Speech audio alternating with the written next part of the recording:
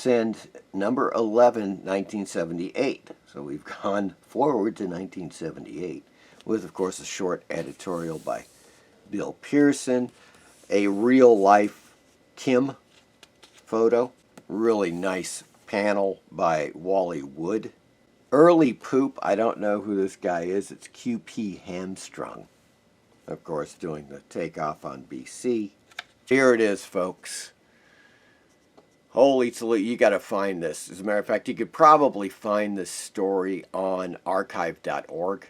I beseech you, if you like sci-fi horror stories, really in the vein of both pre-code horror and Warren Publishing, for instance, early creepy and eerie, check out The Care and Feeding of Gex. Oh, this one is fantastic. This is something I would like to see adapted if it was done right, because it is one hell of a story. I'm not going to give it away. I'm not going to show you what happens at the end. It is basically, the premise is that this is a gek, and people have them as pets. They feed them with bits, which are these little creatures, and that's their diet. So that kind of sets up the premise of the story, which has just got a wonderfully horrifying ending to it. It's really good. Once again, Nicola Cootie on the writing chores and Michael Zeck art.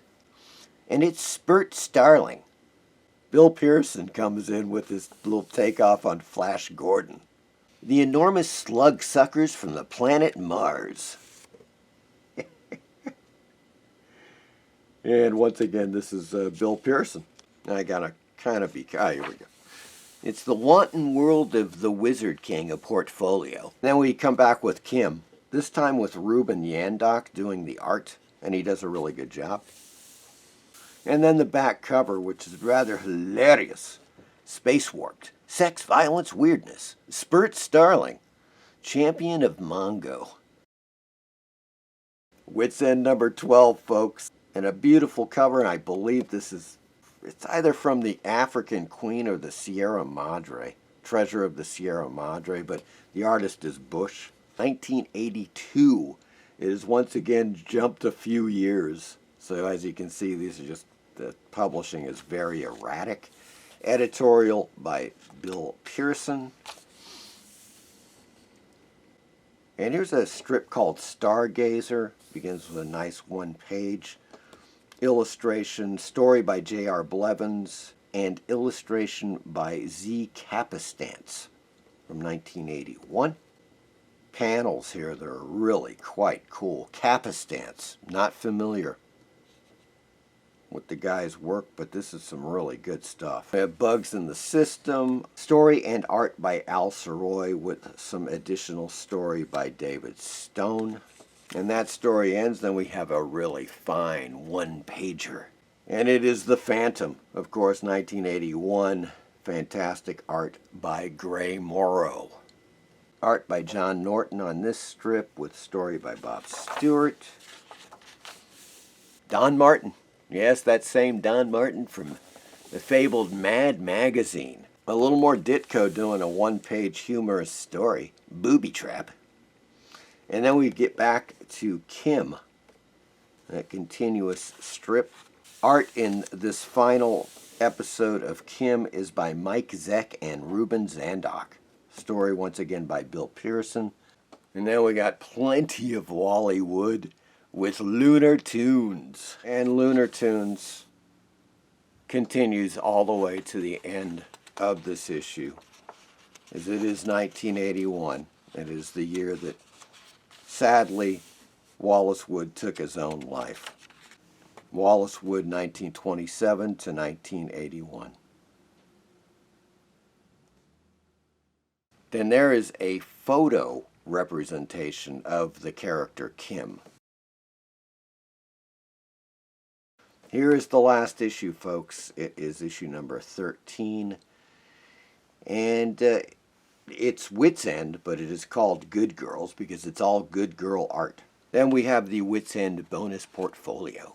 Last Act of a Living Legend. Written by Bill Pearson with art by Steve Stiles. Really good stuff. Another installment of Foxtail by Nicola Cudi with art by William Stillwell.